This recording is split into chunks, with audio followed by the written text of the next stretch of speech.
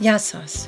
Welcome to Greek Like Me, the podcast about all things Greek for Greeks, Hellenophiles, and anyone who's interested in learning about other cultures. I'm your host, Pamela Diotis Wood. Email us at stealthgreek@gmail.com to share comments, questions, and stories about Greeks, Greekness, or your own ethnic background. On our Orchide episode, the last week of October, we shared the bravery and determination of the Greek people opposing Benito Mussolini's ultimatum demanding passage through Greece for his fascist army. Greece's refusal signaled the start of the Greco-Italian War. The 6-month opposition to Mussolini that kept Axis powers tied up in delayed strategic attacks on Russia, Britain, and in Egypt and Libya, literally changing the course of the war. Greece and the diaspora rightly celebrate every year the country that would not be cowed, and the first victory against the Axis in the Second World War.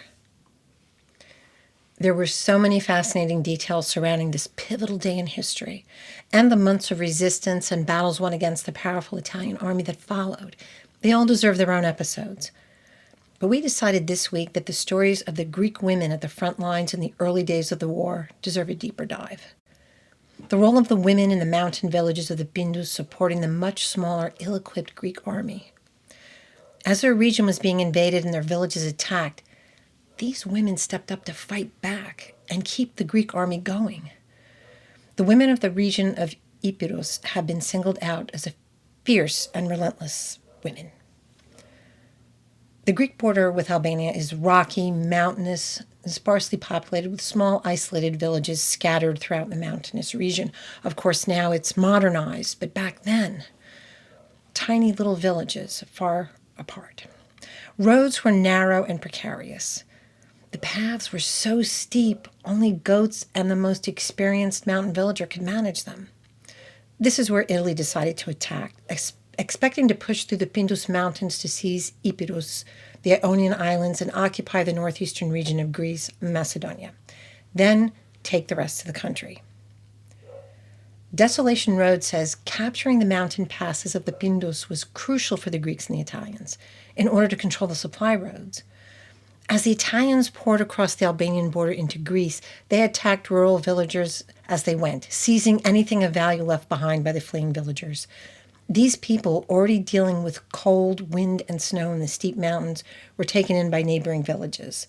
Most of the young men had already joined the fight, so children, the elderly, and the women were on their own, and the ones who were taking care of everybody and running things were the women. These were rural farm women. Sofia Tatidou, in her paper, The Mobilization of Women During the Greco-Italian War, says these women were hardened and trained to do all sorts of male work. They worked all day in the fields with their husbands, usually walking back with firewood on their backs to start their housework and cooking, while the men rode back on donkeys. When Greece was threatened by the invading Italian army, no one asked these women to come and help. They were expected to stay home, maybe knit or roll bandages for the Greek Red Cross. Greek women, including during the years of the Metaxas dictatorship, were expected to always be demure, quiet, serving their home and their family. The Metaxas government even published documents over the years demanding it. When Greek women tried to enlist at the start of the war, wanting to fight for their country, they were refused and told to keep to their place as women. The women of the Pindus stood up and took it upon themselves to enter the fight as the support and what was essentially the backbone of the Greek army in the early days of the war. The Greek soldiers weren't properly dressed for the wintry conditions of the Pindus Mountains. There hadn't been time to properly outfit them all. Many of them weren't accustomed to the mountains. They fought bravely, relentlessly against a much larger enemy force. The terrain was so difficult, steep, rocky, slippery with snow and ice, even the pack animals had trouble maneuvering the paths. The poor animals often slipped and fell. The women stepped in to handle transport of supplies to the front. Nikitis Zumberis, in his history of the Greco-Italian War, Ochi, the battle cry that led the Greeks to save the world, writes, they carried great loads, dragging and hauling ammunition, guns, materials, and supplies for long distances up the steep mountains. These women carried the injured and dead animals on their backs. In this way, they nursed back to health what animals they could and kept the narrow mountain paths clear for the soldiers and the women who were still carrying supplies up. The women transported munitions, but also food and clothing they'd often made or donated themselves for the soldiers. They moved on foot through snow and rough terrain where motorized vehicles and sometimes even mules couldn't go at all. Tornos News quotes a soldier named Takis Rantas who fought in the Pindus. These women of Epirus are admirable. They would carry loads where no mules would have gone. They weren't bringing the supplies to army camps behind the scenes either. They were bringing them to the front lines, literally into the line of fire. The war diary of Argyris Balatzos is cited in many articles and books relating to the battles of Pindus. He says, "I have met women carrying ammunition. One of them was 88 years old.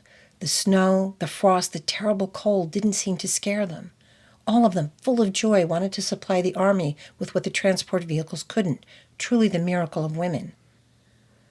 Pavlos Vrelis, a Greek artist who spent part of his youth in a Nazi prison, said of them, "They defied the cold, the rain, the wind, the snow and ice, but also the bombshells, the hostile bullets, the airplanes." There's a photo of long lines of Greek women in wool stockings, mid-calf length wool skirts and dresses, black kerchiefs on their heads, winding up a steep, snowy, rocky path with big bundles balanced on their shoulders or their backs. The description of the photo is as follows. Mothers went up the steep cliffs like the Panagia, carrying their blessing on their shoulders. They were heading to their sons. The wind was rocking them up and down and untied their kerchiefs, beat their dresses and whipped them.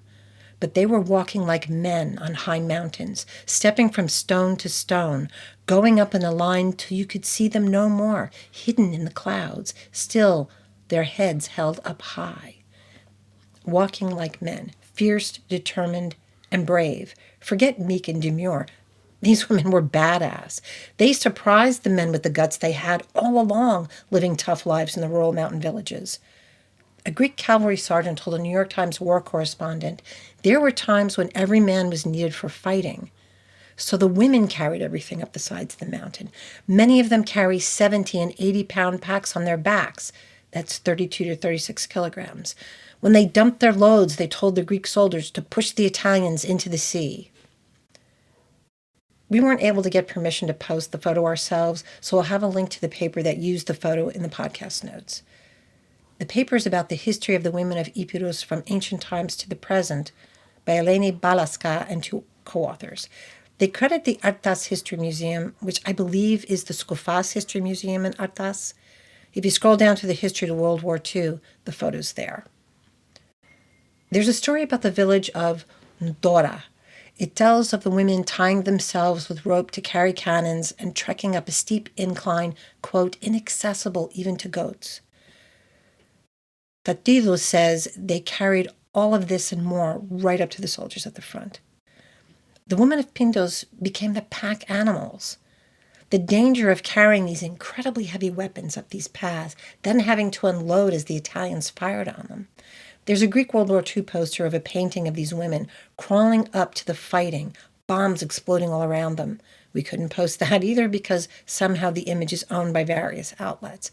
But if you Google Greek World War II posters, you can find it. We'll keep trying to get our hands on it because it's awesome. The incredible feats of these women made the newspapers repeatedly.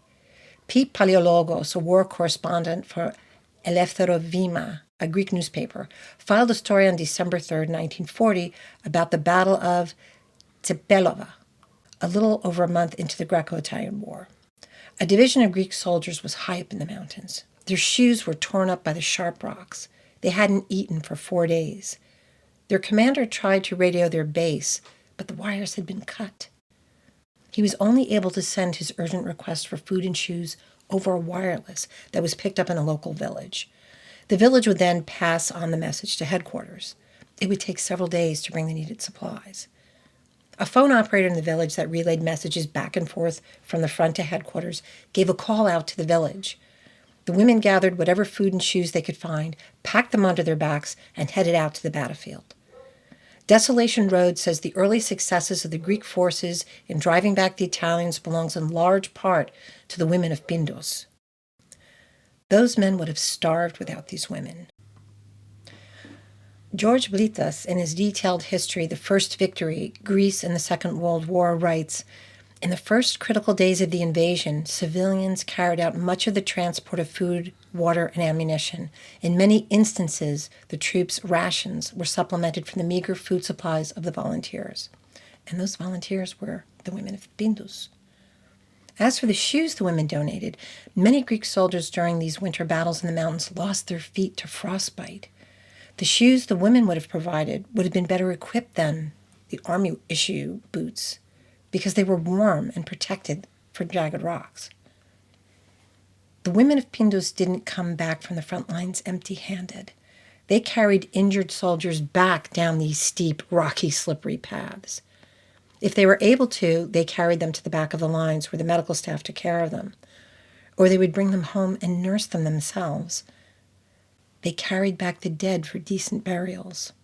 All this before packing up more supplies to carry up to the front line. At some point, the village of Tsepelova sheltered 300 soldiers, 10 to 15 per house. The women slaughtered all of the farm animals to feed the men. These animals were their most valuable possessions, their livelihood, how they fed their children and themselves, and they sacrificed everything to make sure the soldiers were taken care of first. The women from all the villages offered their homes, food, blankets, and clothing to the soldiers. After working long days carrying heavy loads of provisions to the front, they would sit at night knitting socks, warm underwear, and face masks for the soldiers, or mending their clothes, or sewing together new shirts and pants or blankets for them. They dedicated their everyday lives to the soldiers to help them to fight to free Greece. Greek reporter says they did not hesitate to give all their supplies of food, even to the horses of the army. Zumberis writes, when Greek soldiers were at their worst, civilians, which at this point were mostly women and the elderly, donated their personal animals and supplies to support the troops. The sacrifice was huge. Greece was a very poor country. The mountain villages even more so.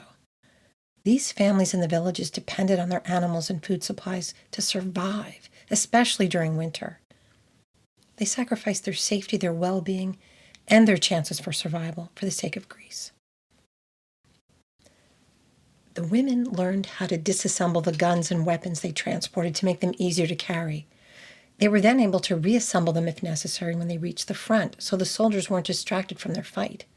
Kumberi says they often had to carry the heavy supplies up the mountain passes, over the crest of the peaks, and back down the other side to reach the soldiers.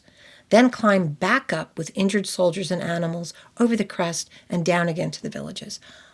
I can't imagine the physical strength, the incredible mental strength to do this work over and over again through the winter storms in their skirts and dresses. Then cooking food and sewing necessities for the soldiers, all while taking care of their children and their farms while their husbands fought and died in the war. On November 20th, 1940, mere weeks after the start of the conflict, the women of the village of Limni showed their moxie in the face of invasion. They'd been doing their part for the war, and I wonder if that's why they were still some of the mountain women in the village when the soldiers invaded, the Italians. Normally, warnings were sent ahead to allow villagers to evacuate. The enemy captured a dozen young women who had not yet escaped and were leading them to the village school to be held. A small band of Greek soldiers appeared, distracting the enemy soldiers. The women snatched up axes and chunks of wood from a nearby woodpile and attacked the Italian soldiers. With the help of their countrymen, they liberated the village. 10 of the invading soldiers were killed. 25 were taken prisoner. You don't mess with these women. As reinforcements came up or units were told to move forward, the women of Pindus helped soldiers to find the correct winding paths in the snow. They guided the soldiers while carrying supplies. And as if toting supplies, risking the front lines, and caring for the injured were not enough, the women of Pindus took on the jobs that would have fallen to men if all of them weren't needed to fight. Every major newspaper in the United States ran stories about the women when deep snow almost brought the Greek army to a complete halt. An article by a New York Times war correspondent reporting from the front lines was printed on December 16th, 1940. The roads that snaked around the Pindus were covered in 4-foot drifts of snow. The temperature was near 0 Fahrenheit, 18 degrees below Celsius. Tractors, mules, horses were struggling to get through. The unnamed reporter said that normally Greek transports move in an unending stream over narrow roads and bridges. These were the supplies brought in that the women would later truck up to the fighters. They couldn't get through. The reporter saw what he called scores of women labor gangs. The women armed with shovels cleared the roads for the transports. The St. Louis Post-Dispatch that week described the women in the heavy snow like this. Today we read about the Greek women, their faces wrapped in shawls, clearing the mountain passages with big snow shovels so the Greek infantry can pursue the Italians. The Greek army now had the momentum, driving the Italians back into Albania and taking Albanian territory. It was the women of Pindus who cleared the snowy roads so that the troops and their armaments could continue the assault. The women also helped the Greek army engineers build roads, repair roads, paths, and bridges. Several of the papers and articles I read referred to the eyewitness account of a soldier named Takis E. Papagiannopoulos. Takis said the Greek army engineers were told it was critical to build a bridge over the fast-moving Volusa River. Everything they tried failed because of the strength of the rushing waters. They couldn't begin to build without their work being swept away. A large group of women went into the water, each one holding the necks tightly around the shoulders, so that they created a kind of breaker, a human dam against the running water, giving the engineers a chance to put in the foundations of the bridge. Women standing tightly together in the freezing, fast-running waters of the river until the engineers succeeded. And this wasn't the engineers' idea. This was the women just doing what was needed. Greek reporter says the brave women of the Pindus were a favorite feature of wartime newsreels. We tried to find them. If anyone has better luck, please let us know so we can share them. Newspapers loved printing photos of them. One article headline in the New York Times in 1940 was, "Those Greek women, they had a reputation." The Pindus women were an inspiration and a rallying cry for the resistance that was to come when the Nazis overran Greece, and when women nationwide began to pick up guns and fight against the enemy. But after all these hard-working women did to support the Greek army to succeed in battle, they're often forgotten. As Tornos News says in their article, The Women of Epirus, many ignore the contribution of Greek women. Their voluntary and spontaneous offerings and self-sacrifices remain a largely unknown side of the war, but some toward the end of the 20th century made sure the Pindus women would be remembered. Vrelis, a Greek sculptor and painter, created rooms of posed wax figures replicating scenes from the war. They're collected in the Vrelis Museum. In the 1990s, he created one showing the Pindus women and said his inspiration was the heroism, faith, boldness, courage, and endurance of those women who carried Greece on their shoulders and amazed the whole world. We've included a link to the museum so you can see the different diorama-like scenes put together, covering all eras of Greek history. But the most famous tribute to the women of Pindus up to date is the 19.5-foot tall steel statue by sculptor George Kalakalas.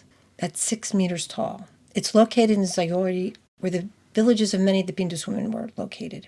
It's the figure of a woman in traditional village clothing, a long skirt and headscarf. She carries a large pack on her back, said to be a feta cheese can. For the non-Greeks, Greeks are serious about their feta, and in the old days they'd buy a large, very large can that would last a long time. In the farming villages, I would guess they were making their own cheese to store in large cans to last the winter. The closest I can compare them to are the barrels of feta our church buys for the annual festival. These hold 20-something pounds of cheese. They're big. The women would use those to carry the clothes, maybe ammunition, whatever, up to the front lines. The monument stands at the edge of a bridge that runs to Kalpaki. The monument was erected in 1994. And Greek reporter says the monument to the women is long overdue because, along with the outnumbered Greek soldiers who were fighting in the snow and the mud, they symbolize the indomitable spirit of Greece that always stands tall and never surrenders. I wish we had more stories to share. Most of the articles repeat the same ones. We're trying to get our hands on more eyewitness accounts, maybe a newsreel or two, and when we do, we'll be so happy to post an update. In the meantime, we'll share the translation for the war song by Pythagoras, the women of Epirus. Women from Epirus walking in the snow and bearing bombshells. Women from Epirus walking in the snow and bearing bombshells. My God, how have you blessed them and they don't gasp for breath? Women from Epirus, wonders of nature. Enemy, why didn't you ask whom you're about to conquer? Women from Ioannina, from Suli, wonders of nature. Enemy, why didn't you ask whom you're about to conquer? Women from the borders, daughters, old women, mothers, fire in the north wind. You must surely be mothers of freedom. We're going to be slowing down for the holidays and dropping episodes more sporadically until we get back to our normal schedule in the new year. We'll be taking time for research, doing a few interviews, and giving me a chance to properly clean my house so my mana stops haunting me in the night. And after a breakneck 9 months of hard work, we're going to enjoy the holidays. Be safe, be well. Thanks for listening. Greek Like Me is a South Greek production. This episode was researched, written, and narrated by me, your host, Pamela Deotis Wood. Our producer, photographer, and post-production editor is Douglas John. Thank you, Eduardo Gil, for helping with the research. Visit our website at stealthcreek.com for resources, photos, links, and more. Please rate, like, and subscribe. It helps us get noticed so we can keep making content about Greeks and Greek culture. Find Greek Like Me on Facebook or on Instagram at Greek_like_me. See you next time. Γεια σας.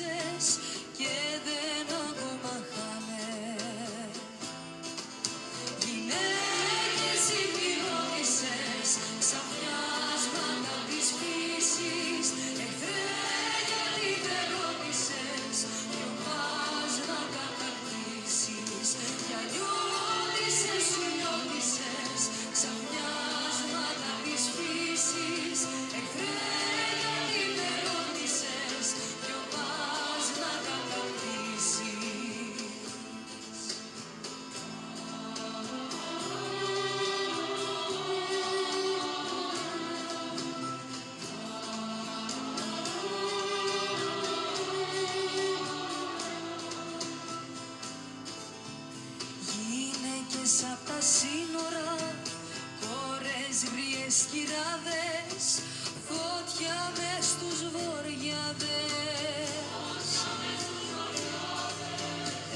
Εσείς θα είστε σίγουρα της ελευθεριάς μας.